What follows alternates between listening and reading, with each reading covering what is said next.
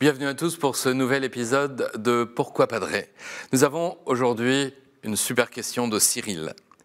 Je crois en l'existence d'extraterrestres et je pense qu'ils visitent la planète Terre. Cependant, je suis chrétien. Quelle est la position de l'Église catholique sur ce sujet ? Espace, frontière de l'infini, vers laquelle voyage notre vaisseau spatial. Sa mission de 5 ans, explorer de nouveaux mondes étranges, découvrir de nouvelles vies, d'autres civilisations et, au mépris du danger, avancer vers l'inconnu. Les plus anciens auront reconnu les paroles du générique de la fameuse série de 1966, Star Trek. Certains pourront penser, Cyril, que cette question n'est pas très sérieuse pour notre émission Pourquoi Padré ?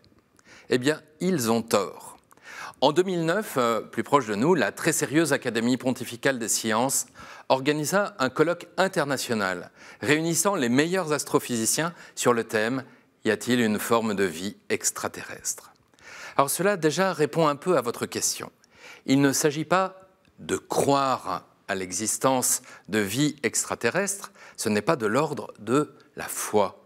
Ce sont les scientifiques qui peuvent seuls établir si la vie a pu se développer ailleurs que sur notre bonne vieille Terre. Précisons que la vie a d'ailleurs pu se développer sans que cela débouche sur une sorte d'humanité parallèle. Alors au niveau chrétien, quelles seraient les implications ? D'abord, cela ne changerait pas les choses suivantes. Dieu est créateur de tout ce qui est. Son Fils, le Christ, a tout sauvé dans sa mort et sa résurrection, résurrection qui illumine tout le cosmos. 3. La vie humaine n'est pas le fruit du hasard, elle est voulue par Dieu qui la surélève au-dessus de tout, puisque seul l'homme est créé à son image.